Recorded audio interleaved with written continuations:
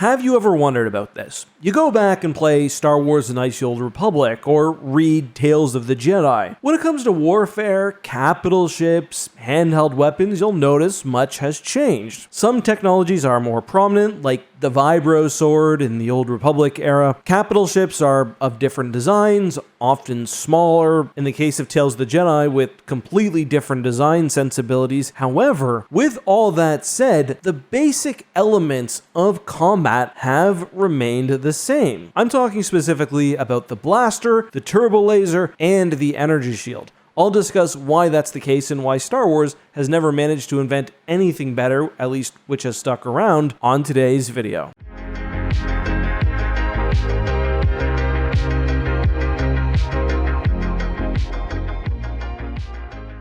Hey guys, this is Justin. Hello and welcome to another video. So we've talked technological stagnation in the Star Wars universe in past videos. Today, however, I want to really focus in on weaponry because even though a blaster used by the Sith Empire during the Old Republic operated differently than a New Republic blaster 30 years after the Battle of Yavin, they were based on the same principle and used the same underlying technology. And as the new Essential Guide to Weapons and Technology points out, range weapons, and the blasters specifically, are the dominant and most important weapons in the galaxy, with, and I quote, most range weapons extensions of energy-based blaster technology. Of course, the blaster didn't emerge on the scene out of nowhere. First, they threw rocks. Then they shot very small projectiles. Then, largely, the galaxy moved towards the blaster, though, of course, projectile weapons did still find some use. But again, blasters were the most common. I'll read from one other section. The most common weapon in the galaxy, blasters can be found on nearly every planet in the Republic and are manufactured by thousands of different companies. Personal blaster designs range from small, easily concealable holdout blasters, such as those used by gamblers in the Naboo royalty, to durable heavy blaster pistols favored by smugglers and other criminals. Blaster technology has also produced larger weapons, including rifles, repeating blasters, blaster cannons, and blaster turrets. I will also say, turbo laser technology, which we'll touch on briefly, is really just a further extension of the principles and science underlying blasters. Those principles, by the way, I'll explain briefly here. Blasters in Star Wars don't shoot lasers, which is confusing because you'll hear laser cannon, turbo laser, whatever. Rather, gas is excited by a source of energy, converted to a particle beam, focused through a crystal, then fired as a bolt of energy. The color of the bolt, you guys ask this all the time, is determined both by the interior elements of the blaster, especially the crystal used, as well as the gas. But back to the topic, it really was the commonality of the blaster which set it on its path for long-term galaxy dominance. We don't know when the first blaster saw usage, but early versions of the technology were present tens of thousands of years before the modern Star Wars era. Interestingly, many of our points from our prior discussion on the commonality of near-human species can also be used to explain the ubiquity of the blaster. It's all tied, once again, to the Republic and the fact that the galaxy really had a stable, dominating force for thousands of years. I'll read another quote. "The technology of ranged weapons leapt forward with the invention of energy-based blasters. Coruscant is widely identified as the birthplace of the blaster, but it is likely that these weapons evolved independently on numerous worlds. While early blasters were large and unwieldy, they continued to shrink until becoming handheld devices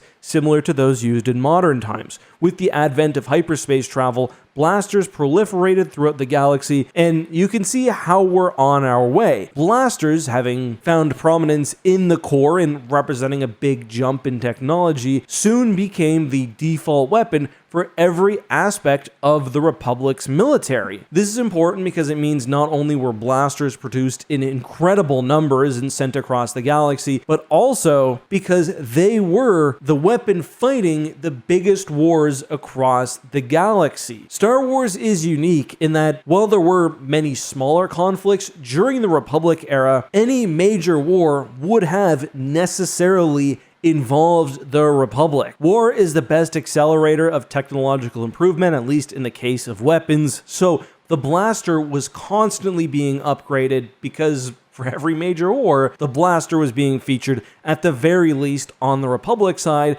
and really on both sides. The blaster was also interesting in that from its initial conception, the effectiveness could be improved without major design changes. It's not like modern firearms, which evolved from initial flintlock arms to the current cartridge-based weapons. Blasters always had the same principles: power generators, gas injection, focusing crystals, and the main improvements have been in increased miniaturization and efficiency for each one of these parts. In fact, I was just going to say that, but there's a nice quote about that in the New Essential Guide to Weapons and Technology, stating that blaster technology has remained relatively unchanged for thousands of years. Most manufacturers and designers have focused on improving upon existing technology, creating more efficient, powerful, or accurate weapons. That being said, the Star Wars galaxy has also suffered a degree of technological stagnation, especially in terms of the handheld blaster. I quote, "The basic blaster has evolved very little over the past 5 to 10,000 standard years,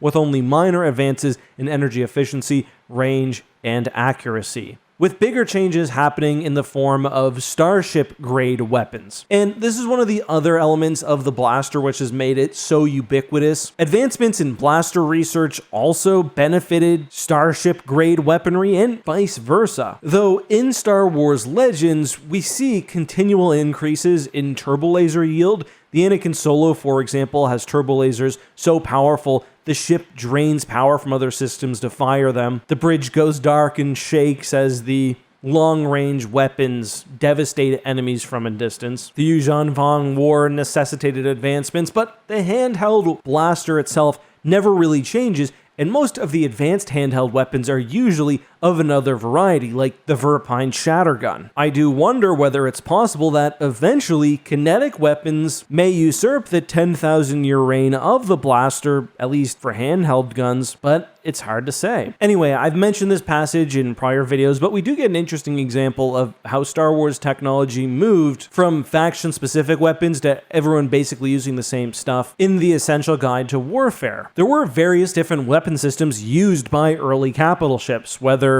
shielding was done through diffuse particles, mirrored hulls, actual ray and particle shields, or more, and also whether offensively ships used microwave lasers, mass drivers, or more. And again, this comes back to the Republic. Their fight against the Kumari, and later the Wayman Hollow, saw ever increasingly potent shields end up being the game changer. Then, for a time, they were especially successful against particle-based weapons, so for a time, the development was in better turbo laser style weapons, which themselves became dominant, and it was a tug of war as both turbo lasers became more powerful and classic energy shields became miniaturized and present on even the smallest vessels. It's not to say there weren't factions doing their own thing. The Hapens, for example, were secluded from the galaxy. They still used turbo lasers, but they were less efficient, and eventually, when allied with the New Republic, were upgraded. The Yuuzhan Vong are a completely different beast. They had organic weaponry, often in the form of heated rock shot as a projectile. And of course, there were various other weapon types, missiles, flak cannons, what have you, but blasters on capital ships, shields on capital ships, handheld blasters, they all were the kings of the galaxy. They have been for 10,000 years, and really things have reached a point of stagnation. But that's why. Hopefully you found this video interesting. That's all I've got for you today. Until next time, be safe, have a good one, and may the Force be with you.